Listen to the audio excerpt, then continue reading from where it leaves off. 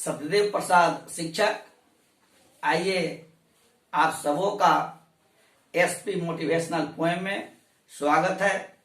आप सब्सक्राइब कर दें ताकि आपकी और हमारे बीच की दूरियां दूर हो जाए और सफलता आपके समक्ष आने में मजबूर हो जाए। मैं एक पंक्ति से आपको मोटिवेट करना चाहूंगा। सच है कि पढ़ना थोड़ा कष्टदायी होता है। सच है पढ़ना थोड़ा कष्टदायी होता है, पर कष्ट से 1000 गुना यह फलदायी होता है। आज मुझे पढ़ना है संत शिरोमणि तुलसीदास द्वारा लिखी गई पद के बारे में पढ़ना है। और पद का नाम इस पद है और उस पद के बारे में हमको पढ़ना है कि संत तुलसीदास का जन्म 1543 ईस्वी में बादा जिले और उनका उत्तर प्रदेश में हुआ था। जब वे छोटे थे तब इनके माता पिता का साया इनसे उठ गया, लेकिन इन्होंने हारी नहीं। इनका मन मस्तिष्क हमेशा राम के प्रति लगा रहा। वे भीख मांग कर खाते थे, अपने दुर्दिन स्थिति का समाधान कर रहे थे और वैसी भी स्थिति में इनका मन हमेशा राम के ही चरणों में लगा रहता था। और उन्होंने रामचरित मानस की रचना की। रामचरित मानस की रचना करने में संत परवर संत तुलसीदास को 2 वर्ष 7 महीने लगे थे। और संत तुलसीदास ने वैसे काल में, वैसे संक्रमण काल में, वैषम विषम परिस्थितियों में रामचरित मानस की रचना की जिस समय भारत में मुगलों का शासन था। लेकिन वे हमेशा भगवान के प्रति इनका अपना विश्वास था। और जब रामचरित मानस की रचना कर रहे थे तो वैसे ही काल में, उस काल में कहा जाए सम्राट अकबर का शासन था। सम्राट अकबर का सेनापति अब्दुल रहीम खान खाना था, जिसे हम रहीम के नाम से भी जानते हैं। रहीम की बहुत से हम लोग कविताएं पढ़ते भी हैं। जब संत तुलसीदास रामायण अर्थात रामचरित मानस लिखने का कार्य कर रहे थे, उसी बीच में अब्दुल रहीम खान खाना इनके पास, संत परवर के पास आया, संत तुलसीदास के पास आया और वह कहा कि आपको भारत का शहंशाह, आपको भारत का बादशाह अकबर आपको बुलाया है। लेकिन इन्होंने उसका उत्तर दे दिया, नाम उत्तर दिया। और उन्हें उस अब्दुल रहीम खान खाना को संत तुलसीदास ने कहा, हम तो नौकर राम के, अरे पटो लिखे दरबार, अरे अब का तुलसी होएंगे नरका मनसरदार, नरका मनसरदार। उन्होंने ये कहा कि मैं अब तुम भगवान के प्रति मैं समर्पित हो गया हूं और मैं भारत बादशाह के अर्थात मैं किसी आदमी का अब नौकर क्या बनूं, मैं तो नौकर श्री राम का बन गया हूं। जब रामचरित मानस की रचना हुई, पूरे भारत के लोगों ने इसे सराहा। उस समय के तत्कालीन कवि मैथिली शरण गुप्त ने इनकी महत्ता पर प्रकाश डालते हुए, रामचरित मानस की महत्ता को देखते हुए, तुलसीदास के प्रभाव को देखते हुए, तुलसीदास के कृतित्व एवं व्यक्तित्व को देखते हुए मैथिली शरण गुप्त ने कहा, रामायण की महत्ता पर प्रकाश डालते हुए कहा कि उपहार तूने जो भारत को दिया, उपहार तूने जो भारत को दिया, उपकार भला कौन कर सकता है, इसका उचित मूल्य निर्धारण कौन भला कर सकता है। यह रामायण के बारे में उन्होंने कहा। यह रामायण जो रामचरित मानस की उन्होंने जो रचना की, उस रामचरित मानस सिर्फ धार्मिक की नहीं है, बल्कि इसमें नैतिकता, बौद्धिकता और बौद्धत्व का भी समावेश है। साथ ही साथ असत्य पर सत्य की विजय की भी बातें इसमें है। आइए अब मैं पद पर आता हूं, थोड़ा ध्यान देंगे, इसलिए इसमें बहुत बातें नहीं है। बहुत संत तुलसीदास ने बहुत सरल ही बातें कही है, लेकिन मैं उसके पहले हल्की हल्की जो बातें आपको बता देना चाहता हूं। आपसे यह पूछेगा कि रामचरित मानस की रचना किसने की, तो आपको यह बताना होगा कि रामचरित मानस की रचना संत तुलसीदास ने की। आपसे यह पूछेगा कि संत तुलसीदास किस शाखा के संत थे। शाखा भी जैसे कृष्णाष्टमी भी होता है, राम मार्गी भी होता है, कोई शैव को भी, शिव को भी मानता है। तो इनके बारे में पूछेगा कि संत तुलसीदास की शाखा के थे, तो हम लोग लिखे उसके उत्तर में लिखेंगे राम मार्गी थे। और आपसे यह पूछेगा, यह भी पूछेगा कि यह रामचरित मानस की रचना जो संत तुलसीदास ने की वह किस भाषा में की, वह किस भाषा में की। तो हम लिखेंगे कि रामचरित मानस की रचना संत तुलसीदास ने अवधी भाषा में की। और यह भी पूछेगा आपसे, संत तुलसीदास ने मां सीता से कैसी सहायता की याचना की थी। तो हम ये उसके उत्तर में यह लिखेंगे कि संत तुलसीदास ने मां सीता से सिर्फ बातों से सहायता कर देने की याचना की थी। आइए हम लोग अब विषय बिंदु पर आते हैं। इसमें पहले 2 पद है, इसमें 2 पहले 8 बाद में है 10 प्रति। पहले वाले का जो हम प्रश्न एक एक करके प्रश्न का उत्तर हम देंगे, लेकिन उसके पहले इसका अर्थ हम आपको बता देना चाहेंगे। पहली पंक्ति जो है, पहली पंक्ति संत परवर जाते हैं मां सीता से, कहते हैं मां सीता के पास जाते कहते हैं कि मां तुम मेरी याद श्री राम को दिला देना, तुम मेरी याद दिला देना, तुम मेरी बातों से अवगत करा देना, मैं कितना दुर्बल हूं, मैं कमजोर हूं, मैं निर्बल हूं, मैं पापी हूं, लेकिन यह बात तुम मेरी बात अपने श्री राम से जरूर कह देना। उनसे यह कह देना कि आपका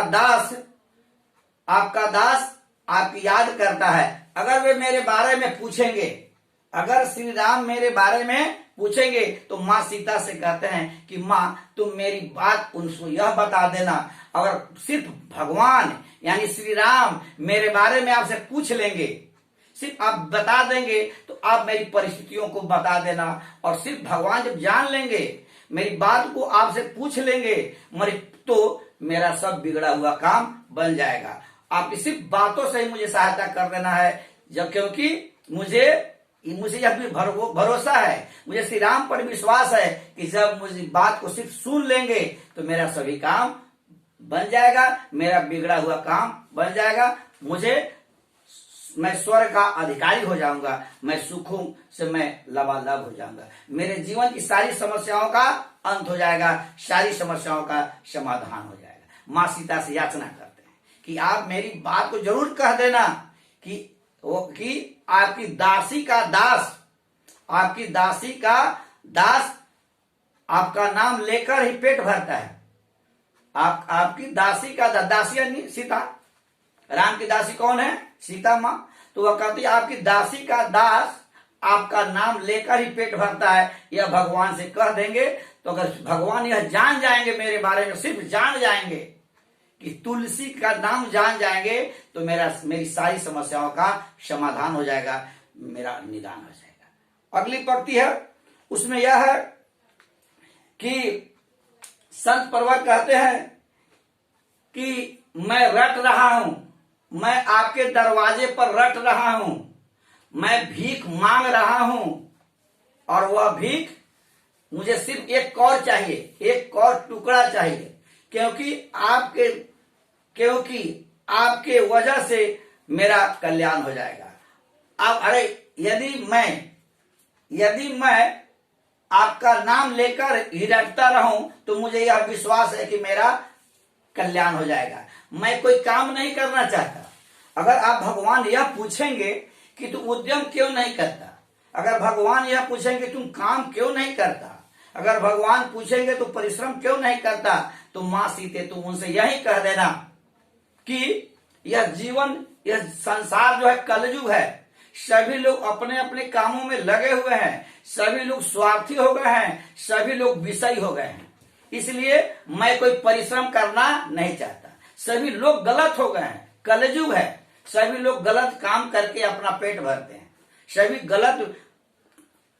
सभी लोग गलत तरीके से लाभ कमाना चाहते हैं, लेकिन मुझे लाभ कोई कमाना नहीं है, मुझे स्वर्ग सिर्फ भगवान को पाना है और मोक्ष की प्राप्ति मुझे करना है, इसलिए मैं परिश्रम नहीं करता हूं। यह बात भगवान को बता देना, क्योंकि फिर आगे कहते हैं कि मैं क्यों परिश्रम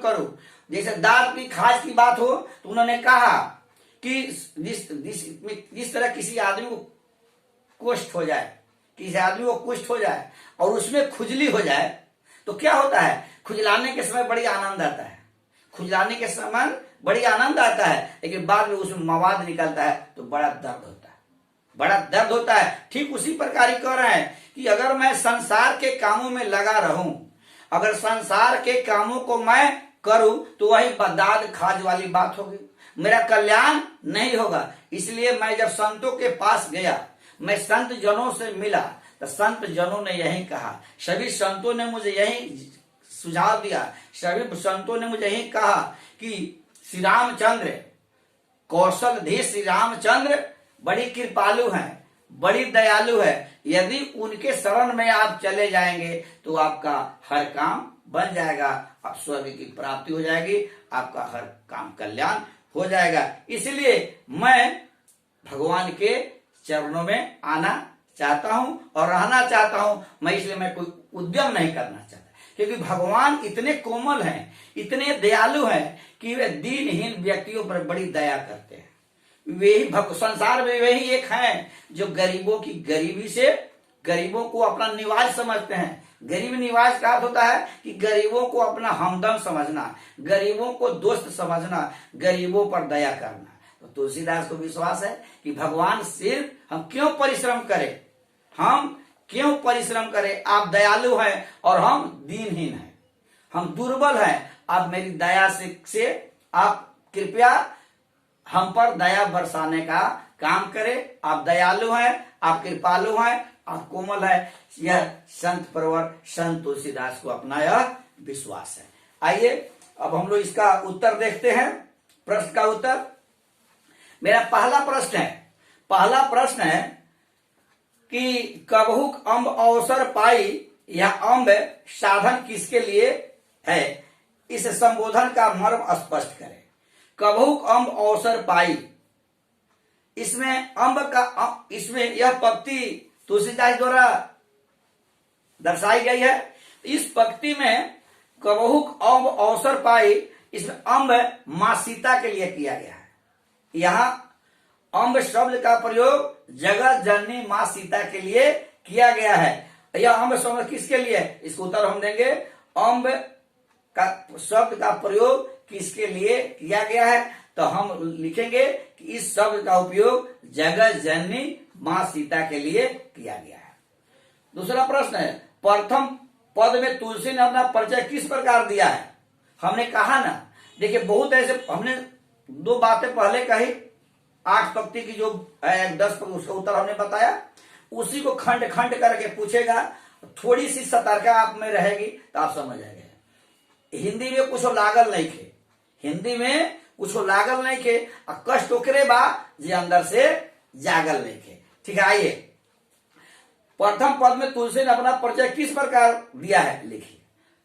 वह संत शिरोमणि तुलसीदास जी मां सीता से कहते हैं कि मैं दीन हूं, मैं दीनहीन हूं, मन मलिन हूं, मैं पापी हूं और मेरे पास कुछ नहीं है। मेरी व्यथा आप श्री राम से कह देंगे। सिर्फ श्री राम अगर मेरी बात को सुन लेंगे तो मेरा कल्याण हो जाएगा, मेरा सब बिगड़ा हुआ काम बन जाएगा।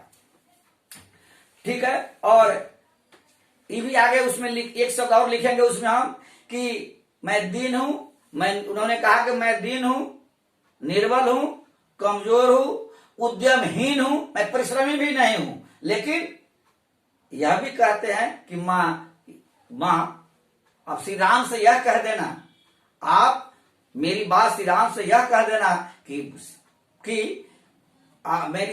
मैं आपकी दासी का दास जो संत तुलसीदास है, आपकी दासी का दास जो तुलसी है, वो आपका नाम लेकर ही, आपका भजन करके ही, आपका गुणगान करके ही वो अपना पेट भरता है। और फिर इसके बाद अगली कुछ प्रश्न रह गए हैं, जिस प्रश्न का उत्तर हम अगली कड़ी में देंगे। जय छात्र, जय छात्रा, सफल हो तेरी हर एक यात्रा। जय हिंद, जय भारत, जय हिंद।